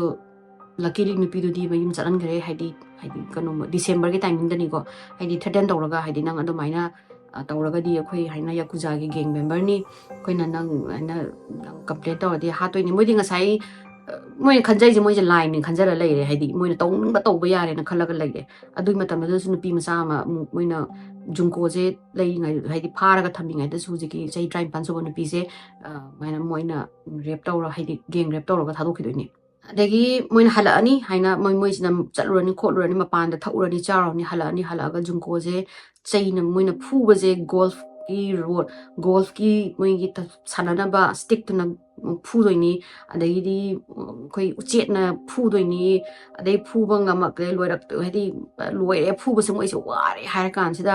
dumbbell je mu nupi ji gi masa all over body ji moi na dumbbell jam thada doi ni dumbbell thada ba je khangde maduga dumbbell je masa da loina managan degi mabuk degi masa degi loi thada ba loiraga hot wax koi wax haitare ne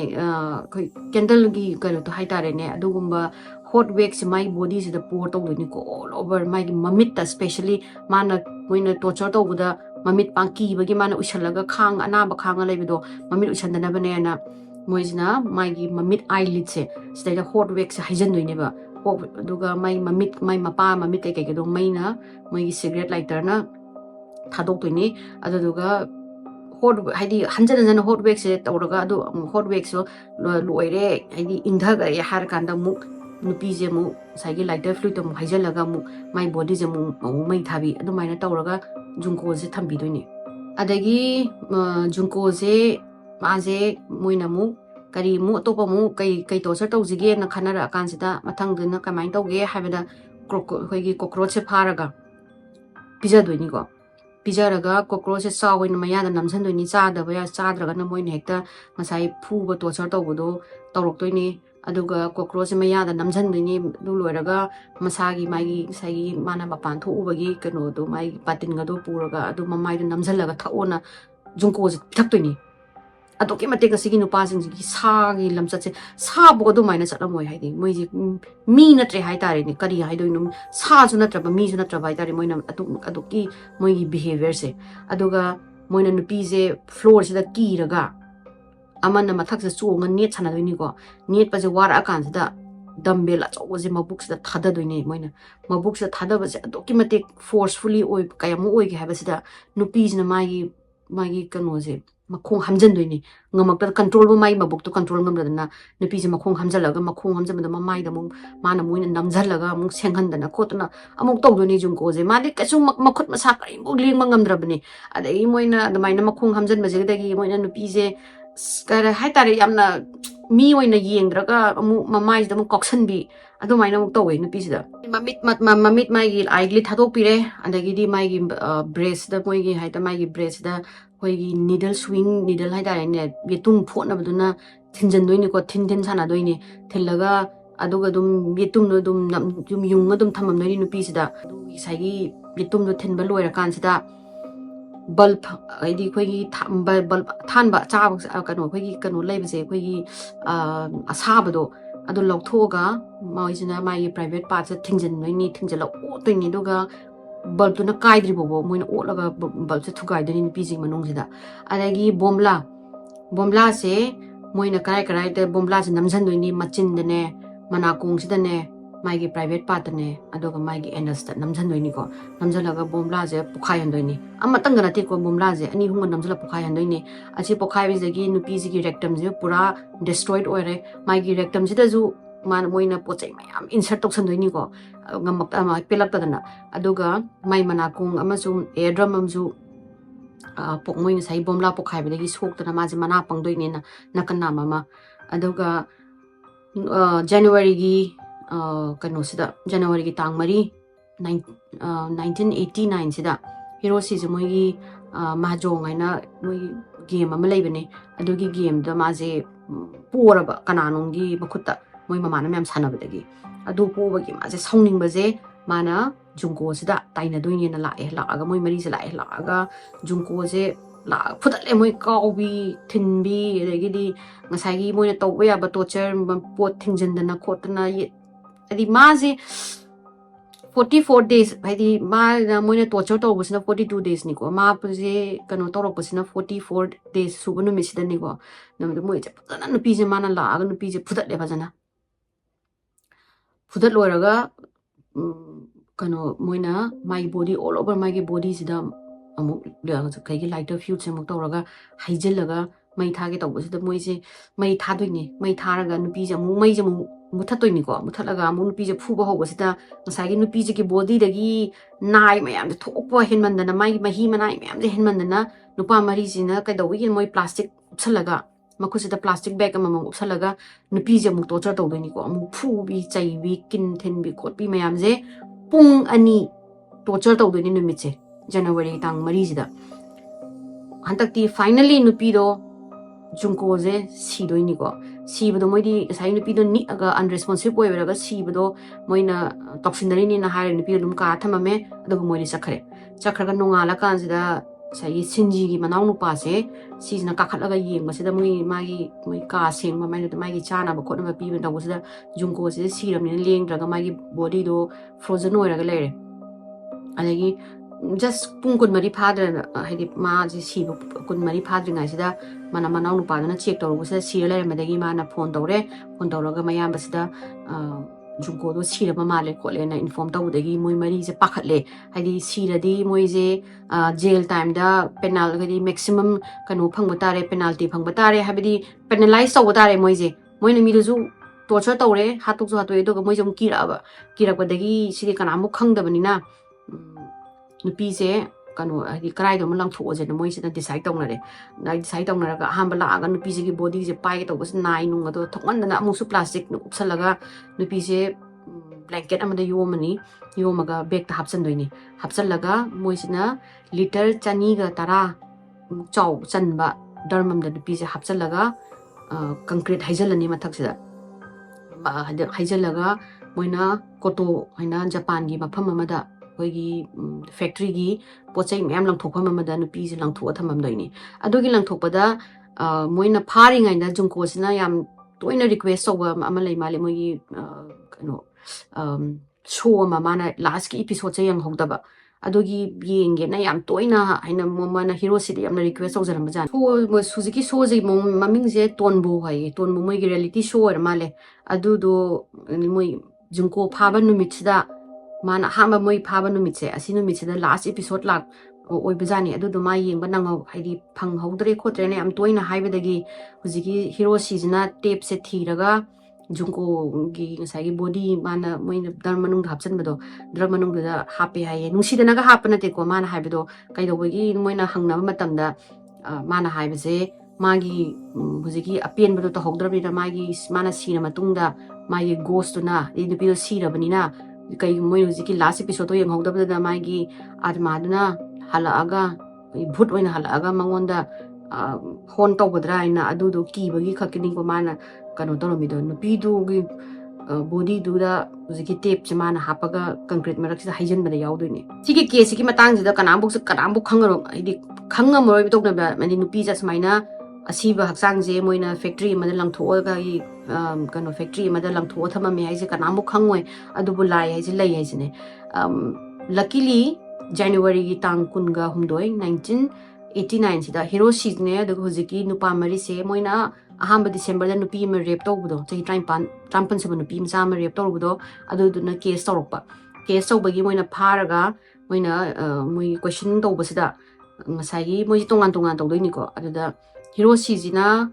confused laba haidi moi ngasai case so yamna gang rape tawba khotpa nupi to torture tawba khotpa yamna similar oiba jani Junko ga mai wakhanda moi ngasai moi mamanaba moi mari dagi nupa amana Junko gi matang da haidokhrama hairama lena masina Junko gi wari je lithorok toini ba police da ahamada policing je edi moi puzzle oi bidadi confuse oi bidadi kari no akhoina hangi jiga mana hairai jiga yam manade aina khallaga moina confusing gi da kana haiba khopa tawbusdagi hero si je khanga ba ma je lale he made a mistake so but it was too late police na already mana confess over na ni nupi du gi body do dar manung de arongani da moina haris na sai moi di gang rape tawbugi nupi du na complain tawbu ne adaga mana nupi do dar manung da hapaga thamme harapodagi case to police na already karai no na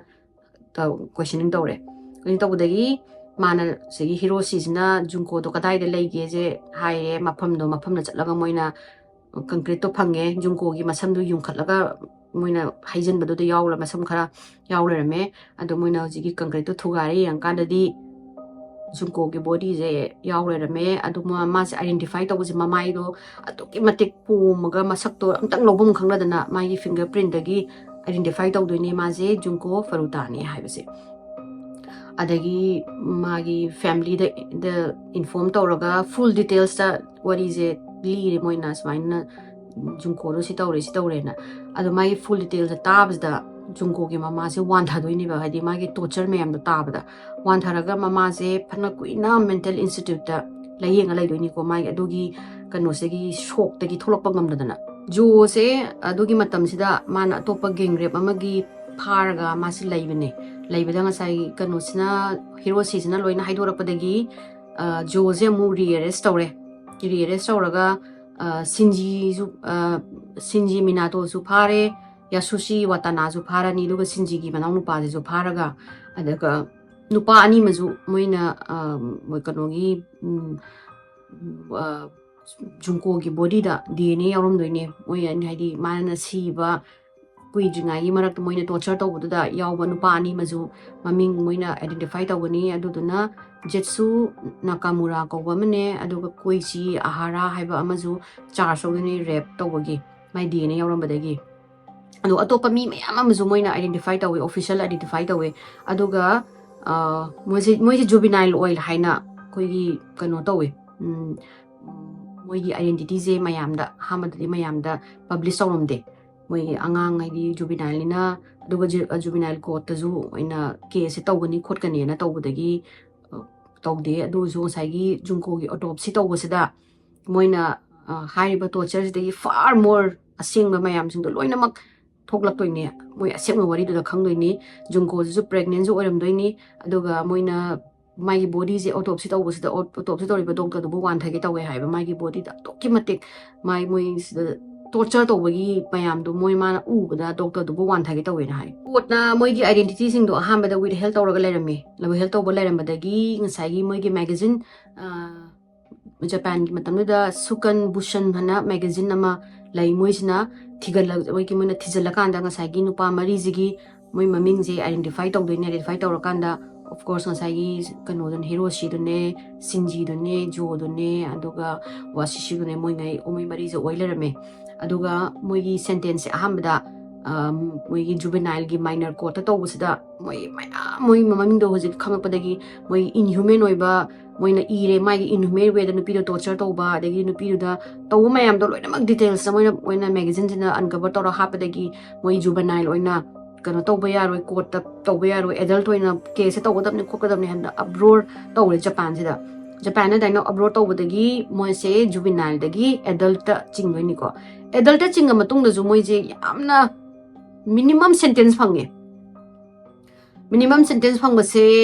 mayamna yam yaningde do moi gi court chatpasida moi gi court ka bagi trial tawringai gi sida nungti gi moi gi court ki masida mi lakpa jingje ngasai moina karamaina torture tawe haibase gi details se tabs da media do mi ji amamam ani ni dum wantha doini ko court manung sida ai to ke mate horrific oiba detail lo moi gi sagi aina li ji kai suna trabane haidi yam singna khoi gi kano taw moina ek tawba pot makto adu do tabadadi mi jingje court manung do wantha doini mi amani de dum moi gi court moi gi case story ngai se wantha doini de yu china minimum sentence phange chahi 33 phange kano se hero sijna main leader sina ado hero si se mana high court ta moi hojiki lower court ani ko ai moi state ki moi state hydra moi dogi court hai tare ni ko ado na hero si se chahi 33 hanapi 33 pi se man high court appeal to rakan sida ngasai high court ki judge na mai pano se tabasida mai sai detail nem tabasida mai reduce tawagi appeal tawjainin ko hero ni ga sai mai reduce tawna mai sentence to reduce tawela na mai horrific oiba details tabadagi court ki jigi high court ki judge na chahi ahum mu extra on pi doini aduduna khwai dagi ani mana the longest kano hai sentence in Japan moigi koi life imprisonment tauba matungda ziki chahi kungi phadok piri sina second longest oigi moi du matam da kai gino da Japan gi moigi kano se moina haiba do juvenile oibanina adagi di angang haidi moi oiri na moina rehabilitation tauba haidi punishment pi da bida moi do moigi behavior jing do change tawna ba moigi haywai tung future da citizen ama phaba oina ba dugumba rehabilitation dugumba da hena focus oibagi yam sangna sentence piram ne juvenile oibasing je ado juvenile oiraga di amdagi amuk hena juvenile da case orum ga dagi amuk hena 10 do sentence so ado moina adult oibagi maximum sentence 20 years se hiroshi na phangani aduga moi ahum singse asina sinji sina chahi manga daina tariat pok phange Yasushi jina chahi mapan phangdoini aduga Jo sina chahi nipan phangdoini moina sidagi hena tana phangame adu moina appeal tawrubadu da chahi do high court ki judge singna chahi do hena hapkalaga adumaina phangrene moi minimum mayamna di haije ya mayamna yamna yaningde di sije moi je kari gino yakuza gi gengi moi gi influence na ra sumaina yamna tena phangi se na haidi yaningda ba mem phungdo ye dorega su god haidi court tuna moi matam do gi oina rehabilitation oina focus tawunina adugi sentence pi gi doini hoji hoji ti moi loina free oiraga moina hek jail ai tholokpaga adum idi kano tawe crime tawo dum hogi doini sinji sina 2006 da nupi ma Romanian nupi ma mana jail ai thokla matungda 2006 da Romanian nupi ma luhungaga macha nupi ma poktoini ado but end up in divorce adoga nupi na angang dugi kasidi lawraga sinji jidi angang dugi hadi manakta changhan gide adoga sinji je amu phadoini ko nupa kano tawrubagi khoigi mana businessman ama da kaino moi mangon munna yengma nupa duna hadi kano duna sagi sinji jina munna yengu zani uji businessman jida ada businessman duna kayi no kholino na ngangu zani ngangu bajida sinji jina thokla ga sagi businessman do phuda bajani phur sai ma moigi pattern na ma leibido yot ki koi chaituk ma aduna phuraga sagi businessman duna car sida ma chenjing gi tawbasida mana mangak samdo magi thang am puthora ma ka len male aduga CDC ogdraba nupa do hingoraga moina daina police na police kaura kholaga help tawraga moina anaina sinji jamu pharaga ma jail le do moi huziki businessman hat kena tawrame habu ko case ho jepho dum ongoing oi male aduga josna august ki 1999 release tawraga mase te khoi magi crime do break to ba haitare ne haidi sai sumaina nupi ma torture tawre haloi ka haibase magi jail mate ka cell moi gi jail lemina ba singda hekta khoi gi man boss ka tawdana break tawdana ma tawda thabai tapta ado mase Chinese nupi ma luhongdoini luhongaga ado adum divorce awkre aduga nonga mana nupa ma pung mari phuru doini ko phubasina magi matamna da girlfriend ama da nupa duna nupi du hadi mangonda flirt tawena nupa je mana phar kidnap tawraga pung mari phu duni adugi mase amu July gi 2004 sida amu jail la leiraga but in 2009 maje amu jail lagi thoklaga huji phaw dum free man oraga dum lei aduga Hiroshi jidi jail lagi hek tholakpaga magi chahi do loidana jail lai thoklaga back to my gang saigi gang rape tawba mi phuba aduda dum mi asi yaugre hai aduga couple of time ma se ma dugi crime dugi jail lai dugi kuina khangde ma gang gi relate moi gang dugi mari laina baida kai no khangde jail time yam kuina udana la ma se dum jail lagi tholakpa mai crime dui pharasu adu hujik se ma se yamna normal life oina lai hai yam nungaina ma moigi kickboxing gi mafam amada mana ojaga oiraga yam nungaina lai hai aduga Yasushi Watanabe asi khatani ko Watanabe ji khatani ma crime tawdaba thoklaga adu ma ju mai maming do loina change tawraga my identity change tawraga leibasina hojik ma dai crimes makhata na toroktabanina kanana kaidori kholi ju phoba kanambu khangde adu ma du crime haidi crime taw ma du masa ma maybe ma do haidi magi marando mana khangjaramba ju oinba yai aduna ma crime tawgidre hai adu hojik phoba mayam sina sigi case sigi matang sida Japan hojigi Japan gi mafam sida sigi case tabje mi jing ju phogdum saungningi aibu yauna saungningi edi moina tawriba crime du di sibagi dandi pi ke dabane na khalle du matam du ꯈꯪꯗꯦ ꯍꯧꯖꯤꯛ ꯑꯣꯏꯔꯝꯃꯒꯗꯤ ꯃꯣꯏ ꯁꯤꯕꯒꯤ ꯗꯟꯗꯤꯁꯨ ꯄꯤꯔꯝꯕꯁꯨ ꯌꯥꯏ ꯅꯠꯇ꯭ꯔꯒꯅ ꯄꯨꯟꯁꯤ ꯆꯨꯞꯄ ꯑꯥꯏꯁꯣꯂꯦꯁꯟꯗ ꯃꯣꯏꯒꯤ ꯖꯦꯜꯗ ꯑꯗꯨꯝ ꯂꯩꯕ ꯁꯤꯗ꯭ꯔꯤꯐꯥꯎꯕ ꯄꯨꯝꯕ ꯄꯠꯂ ꯂꯩꯕ ꯑꯗꯨꯒꯨꯝꯕ ꯄꯤꯒꯗꯕꯅꯤ ꯈꯜꯂꯤ ꯑꯗꯨ nupa mayam atopa identify tꯧꯕꯁꯤꯡꯗꯨꯗꯤ ꯃꯣꯏꯅ ꯑꯇꯣꯞꯄ ꯃꯣꯏꯒꯤ ꯃꯤ ꯃꯥ torture ꯇꯧꯕꯗ ꯌꯥꯎꯕ ꯃꯣꯏ 30 ꯃꯨꯛ ꯃꯣꯏ ꯍꯥꯏꯗꯤ ꯑꯗꯨꯁꯤꯡꯗꯨꯗꯤ ꯃꯣꯏꯅ ꯃꯇꯝꯗꯨꯗ juvenile ꯉꯥꯛꯇ ꯑꯣꯏꯕꯅꯤꯅ ꯑꯗꯨꯒ ꯃꯣꯏꯅ ꯍꯥꯠꯄꯗ ꯌꯥꯎꯗꯕꯅꯤꯅ just rape ꯀꯤ ꯌꯥꯎꯕꯅꯤꯅ ꯃꯣꯏꯁꯤꯡꯗꯣ sentence ꯌꯥꯝ likely ꯐꯪꯉꯒ ꯑꯗꯨꯒ ꯃꯣꯏꯒꯤ identity ꯁꯤꯡꯗꯨꯗꯤ publicꯇ ꯀꯟ ꯇꯧꯍꯟꯗ꯭ꯔꯦ ꯐꯪꯍꯟꯗ꯭ꯔꯦ ꯁꯤꯒꯤ ꯅꯨꯄꯥ ꯃꯔꯤꯁꯤ ꯈꯛꯇꯅꯦ ꯃꯥꯒꯤ ꯐꯪꯉꯤꯁꯦ ꯑꯗꯨꯅꯤ ꯃꯌꯥꯝ ꯑꯩꯒꯤ ꯋꯥꯔꯤꯁꯦ ꯁꯤꯗ ꯂꯣꯏꯁꯤꯟꯖꯔꯒꯦ ꯑꯩꯁꯦ ꯋꯥꯔꯤꯁꯦ ꯇꯥꯕꯗ ꯌꯥꯝꯅ depressed ꯌꯥꯝ ꯑꯣꯏ depressing ꯑꯣꯏ ꯋꯥꯔꯤꯁꯦ ꯑꯗꯨ ꯃꯊꯪꯒꯤ ꯋꯥꯔꯤꯗ ꯑꯃꯨꯛ ꯊꯦꯡꯅꯔꯁꯤ ꯑꯩꯒꯤ ꯋꯥꯔꯤ ꯐꯣꯔꯃꯦꯠꯁꯦ ꯃꯌꯥꯝꯅ ꯄꯥꯝꯕꯤꯔꯒꯗꯤ ꯁꯦꯌꯔ ꯇꯧꯕꯤꯔꯝꯃꯨ ꯂꯥꯏꯛ ꯇꯧꯕꯤꯌꯨ ꯁꯕꯁꯀ꯭ꯔꯥꯏꯕ ꯇꯧꯕꯤꯌꯨ ꯑꯗꯨ ꯃꯊꯪꯒꯤ ꯋꯥꯔꯤꯗ ꯑꯃꯨꯛ ꯊꯦꯡꯅꯔꯁꯤꯀꯣ ꯃꯌꯥꯝ ꯕꯥꯏ